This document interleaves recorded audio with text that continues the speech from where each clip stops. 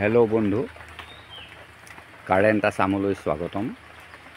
আজি এটা কথা আলোচনা কৰিবলৈ লৈছোঁ। সেই কথাটো সাঁচি গছৰ মাল বনোৱাৰ ওপৰত গুৰুত্ব দিয়া নাই। সেই কথাটো এনেকুৱা এটা কথা পাতিবলৈ লৈছোঁ যে সাঁচি গছৰ দাম প্ৰকৃততে কম কৰিছে কোনে? এজোপা সাঁচি গছত আমি লাখৰ ওপৰত পইচা বিচাৰোঁ, পাবও লাগে আৰু পামো, কিন্তু সেই দামটো কমাই দিছে কোনে? আমাৰ সাঁচি খেতিয়কসকলে। আমাৰ সাঁচি খেতিয়কসকলে এটা কথা নিশ্চিত কৰি ল'ব লাগে যে হাজাৰৰ তলত আমি কোনো পুলি নিবিকোঁ। মই লাখলৈ যোৱাই নাই যে হাজাৰৰ তলত কোনো পুলি নিবিকোঁ। প্ৰথম সেই সিদ্ধান্তটো কৰি ল'ব লাগে আমাৰ সৰু সৰু সাঁচি খেতিয়কসকলে, যাৰ ঘৰত এনেই সাঁচি গছ হৈ আছে। সেই মানুহবিলাকে কেতিয়াও কম দামত সাঁচি গছ দিব নালাগে, কাৰণ এটা ডেগ চলাবলৈ হ'লে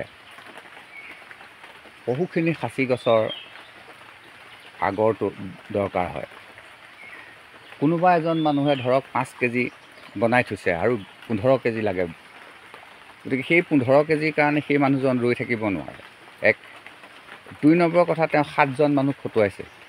সেই 7জন মানুহক যদি তেওঁ কাঠ যোগান ধৰিব নোৱাৰে, সাঁচি কাঠ যদি যোগান ধৰিব নোৱাৰে, তেতিয়াহ'লে সেই মানুহকেইজন ৰৈ নাথাকে।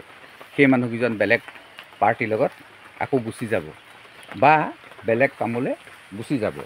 গতিকে কণ্টিনিউ কৰিব লাগিব। সেই সাঁচি যিজন ডেগৰ মালিক, তেওঁ যিকেইজন শ্ৰমিক কাম কৰিবৰ কাৰণে ৰাখিছে, সেই শ্ৰমিককেইজনক অহৰহ কাম দিয়ে থাকিব লাগিব।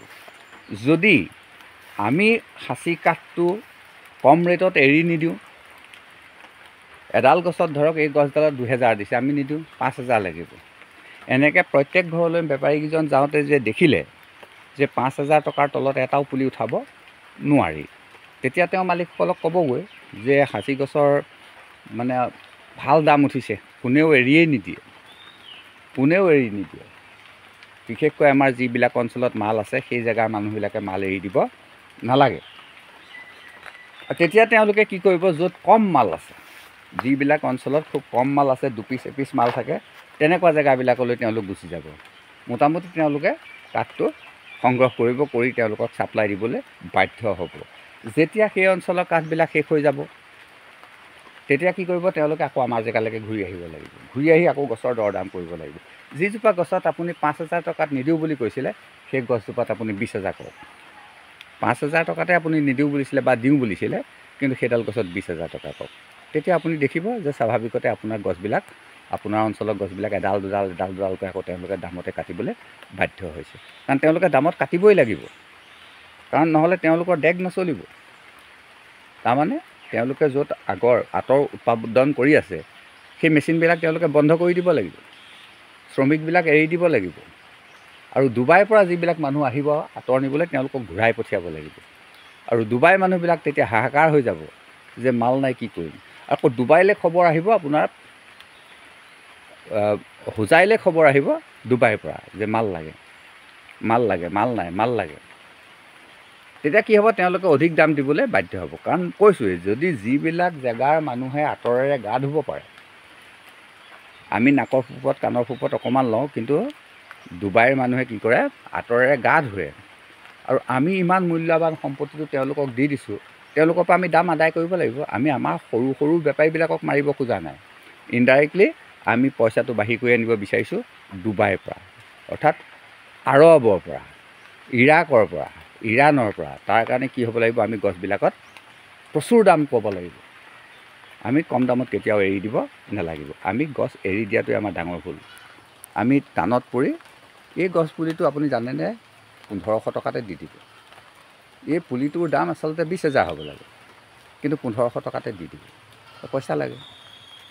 কিন্তু এতিয়া আমি দেখিবলৈ পাইছোঁ যে ক্ৰমান্বয়ে মানুহবিলাকৰ ঘৰত গছ নাইকিয়া হৈ গৈ আছে।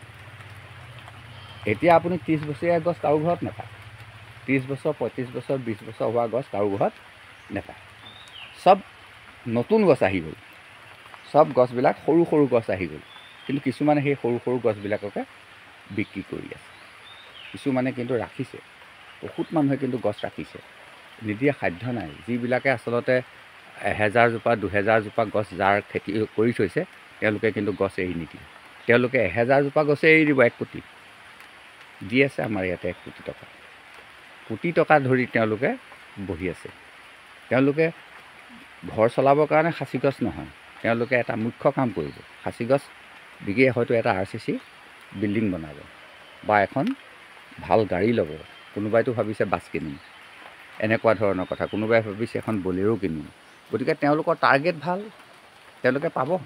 তেওঁলোকক দিছেও কোটি টকা, তেওঁলোকে গছ কিন্তু এৰি দিয়া নাই। কাৰণ তেওঁলোকে বাট চাই আছে যে সৰু সৰু গছবিলাক বিকি শেষ কৰকচোন। এই খচি খোচা যিবিলাক ভঙা পইচা আছে শেষ হৈ লওক। শেষ হৈ লোৱাৰ পিছততো আমাৰ গছ কিনিবই লাগিব। হেল্ল' বন্ধু, এতিয়া আপোনাৰ গছজোপা ডাঙৰ হোৱালৈকে আপুনি ৰৈ নাথাকিব। আপুনি কাম কৰক। কি কৰিব? এই গছডালত যেতিয়া আপুনি দেখিলে যে এইডোখৰতে মাল অলপ আছে, আপুনি যিকোনো উপায় সেই মালকণ বাঢ়ি কৰি পেলাওক। বাঢ়ি কৰি পেলাই নি আপুনি জ্বলাই দিয়ক। আপুনি জ্বলাই তাৰ নিশ্বাসত আপুনি সেইখিনি গ্ৰহণ কৰক। জ্বলাই দিয়কচোন। আপুনি এডাল কাটক। আপোনাৰ এডাল গছ আছে, এডাল গছৰ পৰা আপুনি মালখিনি উলিয়াই আনক। উলিয়াই অনা পদ্ধতিটো তিনিযোৰ।